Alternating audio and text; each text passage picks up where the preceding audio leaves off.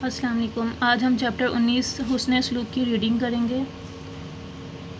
شاندار عیش و آرام، مہلک بیجا اشتہار بینائی۔ ظفر کے ابا جان ایک دفتر میں بڑے افسر تھے۔ وہ ایک شاندار مکان میں پرسکون زندگی بسر کر رہے تھے۔ ظفر ان کا اکلوتا بیٹا تھا۔ اسے ہر طرح کا عیش و آرام حاصل تھا۔ عام طور پر ماں باپ کا بیجا لاڈ پیار بچوں کی عادتیں بگاڑ دیتا ہے۔ وہ ضدی اور مغرور بن جاتے ہیں، لیکن ظفر ایسا نہ تھا۔ وہ ہر لحاظ سے ایک اچھا بچہ تھا۔ اس کی وجہ یہ تھی کہ اس کے ماں باپ بہت نیک دل اور مہربان تھے۔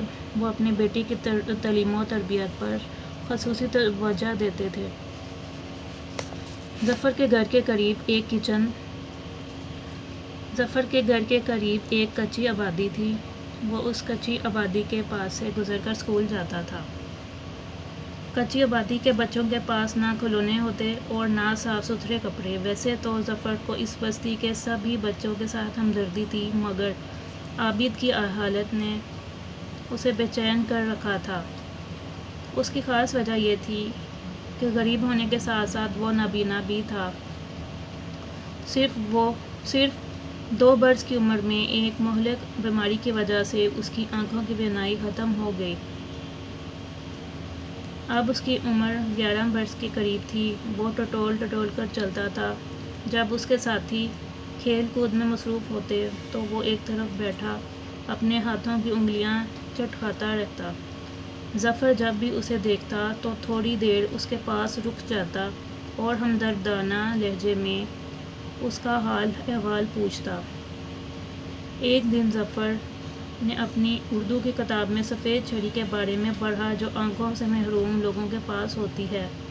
نابینا لوگوں کے ہاتھ میں مضبوط چھڑی دیکھ کر دوسرے لوگ سڑک پار کرنے یا راستہ طے کرنے میں ان کی مدد کرتے ہیں۔ ظفر کے دل میں یہ خیال آیا، کیا ہی اچھا ہو جو ایک سفید چھڑی عابد کو بھی مل جائے۔ وہ اس بات پر کئی دنوں تک غور کرتا رہا۔ پھر اس نے یہ عزم کیا کہ وہ اپنے جیب خرچ میں سے پیسے بچا کر عابد کے لیے ایک سفید چھڑی ضرور خریدے گا۔ اگلے دن اس کے چچا جان کوئٹہ سے لاہور آئے اور ظفر کی تعلیم میں نمایاں کارکردگی کا حال سن کر 1000 روپے کا نوٹ انعام کے طور پر دیا۔ ظفر انعام پا کر بہت خوش ہوا اور اس نے چچا جان کا شکریہ ادا کیا۔ ان پیسوں سے اس نے سفید چھڑی خرید کر عابد کو دے دی۔ عابد کو چھڑی دینے کے بعد ظفر کو ایسی خوشی کا احساس ہوا جو اس سے پہلے اسے کبھی نہیں ہوا تھا۔ دوسری طرف عابد بھی چھڑی پا کر بہت خوش تھا۔ ظفر کے ابا جان کا تبادلہ لاہور سے اسلام آباد ہو گیا۔ ظفر بھی ان کے ساتھ چلا گیا۔ پھر ظفر کے ابا جان کا تبادلہ جس شہر میں ہوتا، ظفر بھی ان کے ساتھ جاتا۔ یوں وہ مختلف شہروں کے اسکولوں میں بھی پڑھتا رہا، نئے دوست بناتا رہا۔ وقت گزرنے کے ساتھ ساتھ لاہور کی وہ کچی آبادی اور اس میں رہنے والا عابد اسے یاد نہ رہا۔ اپنی تعلیم مکمل کرنے کے بعد وہ کوشش کر رہا تھا کہ کسی اچھے دفتر میں ملازمت کر لے۔ ایک دن ظفر نے اخبار میں اشتہار دیکھ کر درخواست دی۔ کچھ دنوں بعد انٹرویو کے لیے بلایا گیا۔ انٹرویو کے لیے ظفر کمرے میں داخل ہوا تو دیکھا ایک خوبصورت اور باروب نوجوان ایک بڑی سی میز کے پیچھے گھومنے والی کرسی پر بیٹھا ہے۔ جب ظفر نے اس نوجوان کو غور سے دیکھا تو بولا، اگر میں غلطی پر نہیں تو آپ کا نام عابد ہے؟ اس نے ہاں میں سر ہلایا اور کہنے لگا، آپ مجھے کیسے جانتے ہیں؟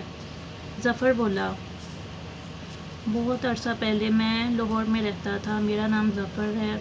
یہ سن کر وہ نوجوان فوراً کھڑا ہو گیا اور ظفر سے گلے ملا۔ وہ نوجوان عابد ہی تھا۔ اس نے ظفر کو اپنی کہانی سنائی، میں تمہاری دی ہوئی چھڑی لیے سڑک پار کر رہا تھا کہ ایک خاتون نے مجھے روک لیا۔ وہ میرے ساتھ گھر تک آئی اور ابا جان سے بات کرنے کے بعد مجھے اپنے ساتھ لے گئیں۔ وہ خاتون ایک اسکول کی پرنسپل تھیں جہاں نابینا بچوں کو تعلیم دی جاتی تھی۔ انہوں نے مجھے اسکول میں داخل کر لیا اور میں خوب دل لگا کر پڑھنے لگا۔ وہ بول رہا تھا کہ کچھ عرصے بعد ایک ڈاکٹر صاحب ہمارے اسکول میں آئے اور پرنسپل صاحبہ کی اجازت کے ساتھ مجھے اپنے ساتھ ہسپتال لے گئے۔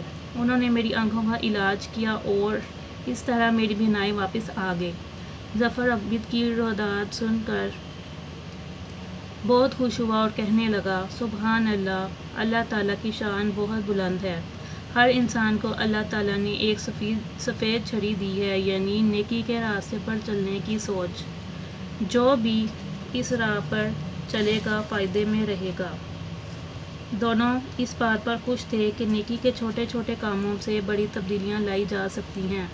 دونوں نے مل کر اس طرح دوسروں کی مدد جاری رکھنے کا عہد کیا۔ ہم نے سیکھا، نیکی کبھی رائے گاں نہیں جاتی، حسن سلوک سے زندگیاں بدلی جا سکتی ہیں۔